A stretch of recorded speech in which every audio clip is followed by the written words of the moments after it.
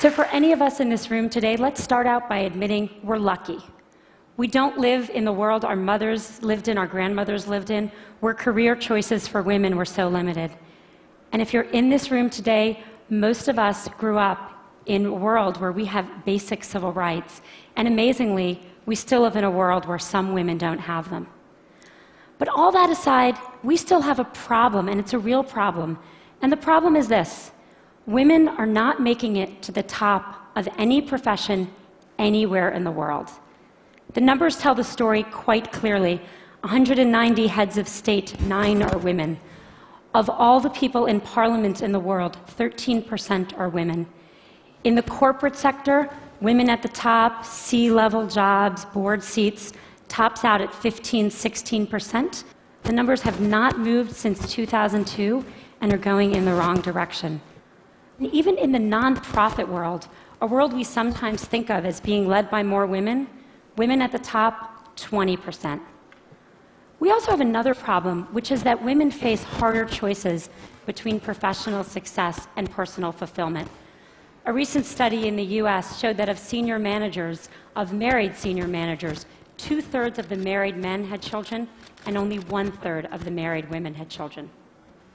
A couple of years ago, I was in New York, and I was pitching a deal, and I was in one of those fancy New York private equity offices you can picture, and I'm in the meeting. It's about a 3-hour meeting, and 2 hours in, there's kind of needs to be that bio break, and everyone stands up.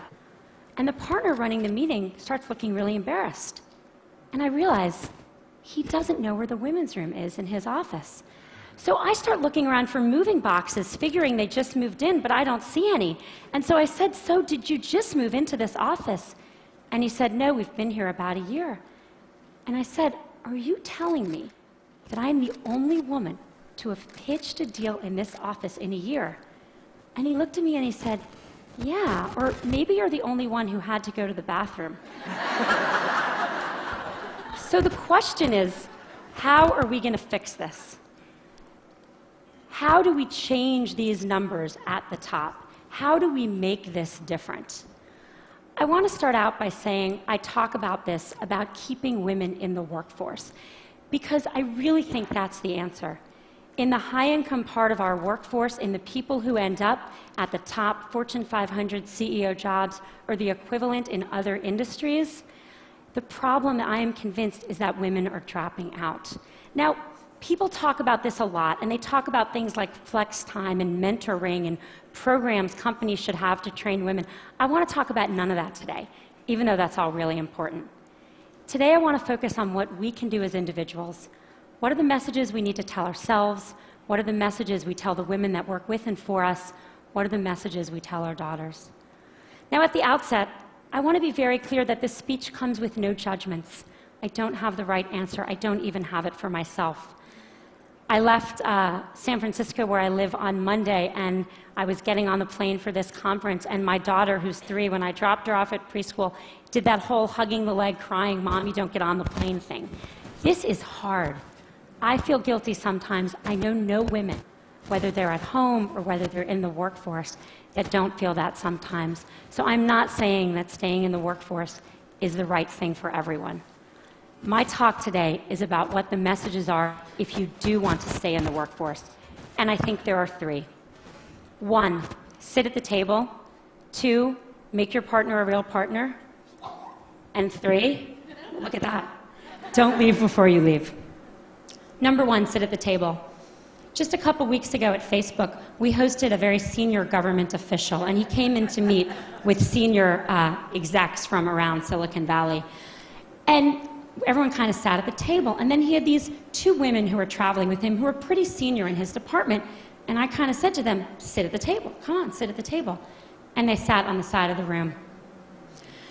When I was in college, my senior year, I took a course called European Intellectual History. Don't you love that kind of thing from college? Wish I could do that now. And I took it with my roommate, Carrie, who was then a brilliant literary student and went on to be a brilliant literary scholar. And my brother, smart guy, but a water polo playing pre-med who was a sophomore. The 3 of us take this class together. And then Carrie reads all the books in the original Greek and Latin, goes to all the lectures. I read all the books in English and go to most of the lectures. My brother is kind of busy. He reads one book of 12 and goes to a couple of lectures, marches himself up to our room a couple days before the exam to get himself tutored. The three of us go to the exam together, and we sit down, and we study, sit there for 3 hours in our little blue notebooks. Yes, I'm that old. And we walk out, and we look at each other, and we say, how'd you do? And Carrie says, boy, I feel like I didn't really draw out the main point on the Hegelian dialectic. And I say, God, I really wish I had really connected John Locke's theory of property, the philosophers that follow. And my brother says, I got the top grade in the class.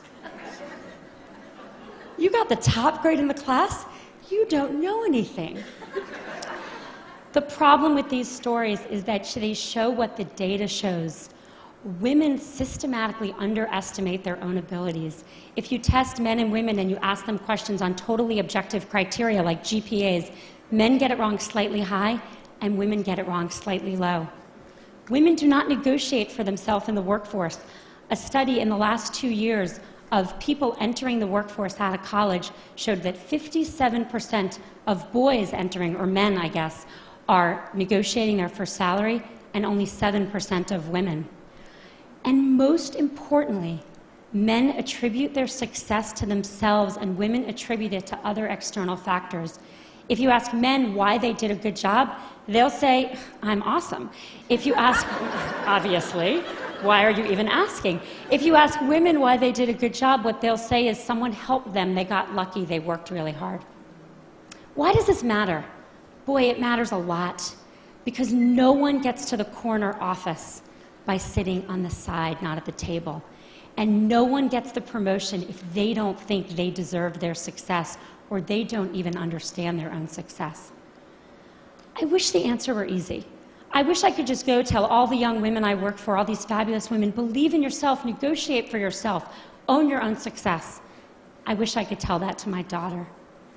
But it's not that simple, because what the data shows above all else is one thing, which is that success and likability are positively correlated for men and negatively correlated for women. And everyone's nodding, because we all know this to be true. There's a really good study that shows this really well.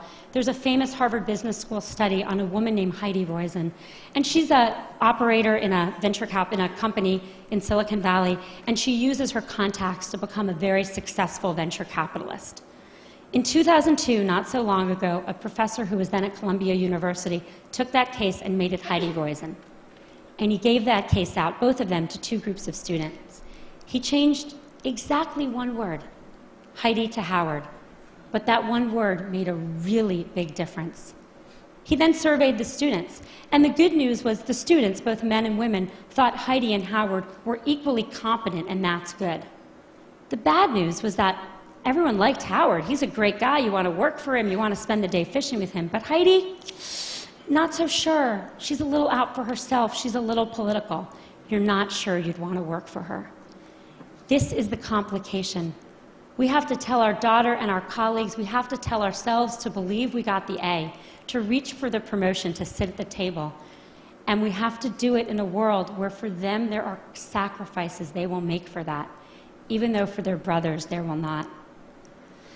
The saddest thing about all of this is that it's really hard to remember this, and I'm about to tell a story which is truly embarrassing for me, but I think important. I gave this talk at Facebook not so long ago to about 100 employees. And a couple hours later, there was a young woman who works there, sitting kind of outside my little desk, and she wanted to talk to me. And I said, okay, and she sat down and we talked, and she said, I learned something today. I learned that I need to keep my hand up. I said, what do you mean? She said, well, you're giving this talk, and then you said you're going to take 2 more questions, and I had my hand up with lots of other people, and then you took 2 more questions, and I put my hand down, and I noticed all the women put their hand down, and then you took more questions. Only from the men. And I thought to myself, wow, if it's me, who cares about this obviously, giving this talk, during this talk, I can't even notice that the men's hands are still raised and the women's hands are still raised. How good are we as managers of our companies and our organizations at seeing that the men are reaching for opportunities more than women? We've got to get women to sit at the table. Message number 2, make your partner a real partner. I've become convinced that we've made more progress in the workforce than we have in the home. The data shows this very clearly. If a woman and a man work full-time and have a child, the woman does twice the amount of housework the man does, and the woman does 3 times the amount of childcare the man does. So she's got 3 jobs or 2 jobs, and he's got 1. Who do you think drops out when someone needs to be home more? The causes of this are really complicated, and I don't have time to go into them, and I don't think Sunday football watching and general laziness is the cause. I think the cause is more complicated. I think as a society, we put more pressure on our boys to succeed than we do on our girls. I know men that stay home and work in the home to support wives with careers, and it's hard. When I go to the mommy and me stuff and I see the father there, I notice that the other mommies don't play with him. And that's a problem, because we have to make it as important a job, because it's the hardest job in the world, to work inside the home for people of both genders, if we're going to even things out and let women stay in the workforce. Studies show that households with equal earning and equal responsibility also have half the divorce rate. And if that wasn't good enough motivation for everyone out there, they also have more, how shall I say this on this stage? They know each other more in the biblical sense as well. Message number 3, don't leave before you leave. I think there's a really deep irony to the fact that actions women are taking, and I see this all the time, with the objective of staying in the workforce actually lead to their eventually leaving. Here's what happens. We're all busy, everyone's busy, a woman's busy, and she starts thinking about having a child. And from the moment she starts thinking about having a child, she starts thinking about making room for that child. How am I going to fit this into everything else I'm doing? And literally from that moment, she doesn't raise her hand anymore. She doesn't look for a promotion. She doesn't take on the new project. She doesn't say, me, I want to do that. She starts leaning back. The problem is that, let's say she got pregnant that day, 9 months of pregnancy, 3 months of maternity leave, 6 months to catch her breath. Fast forward 2 years, more often, and as I've seen it, women start thinking about this way earlier. When they get engaged, when they get married, when they start thinking about trying to have a child, which can take a long time. One woman came to see me about this, and I kind of looked at her, she looked a little young, and I said, so are you and your husband thinking about having a baby? And she said, oh no, I'm not married. She didn't even have a boyfriend. I said, you're thinking about this just way too early. But the point is that what happens once you start kind of quietly leaning back? Everyone who's been through this, and I'm here to tell you, once you have a child at home, your job better be really good to go back, because it's hard to leave that kid at home. Your job needs to be challenging. It needs to be rewarding. You need to feel like you're making a difference. And if 2 years ago, you didn't take a promotion and some guy next to you did, if 3 years ago you stopped looking for new opportunities, you're going to be bored, because you should have kept your foot on the gas pedal. Don't leave before you leave. Stay in. Keep your foot on the gas pedal until the very day you need to leave to take a break for a child, and then make your decisions. Don't make decisions too far in advance, particularly ones you're not even conscious you're making. My generation, really sadly, is not going to change the numbers at the top. They're just not moving. We are not going to get to, we're 50% of the population. In my generation, there will not be 50% of people at the top of any industry. But I'm hopeful that future generations can. I think a world that was run where half of our countries and half of our companies were run by women would be a better world. And it's not just because people would know where the women's bathrooms are, even though that would be very helpful. I think it would be a better world. I have 2 children. I have a 5-year-old son and a 2-year-old daughter. I want my son to have a choice to contribute fully in the workforce or at home, and I want my daughter to have the choice to not just succeed, but to be liked for her accomplishments. Thank you.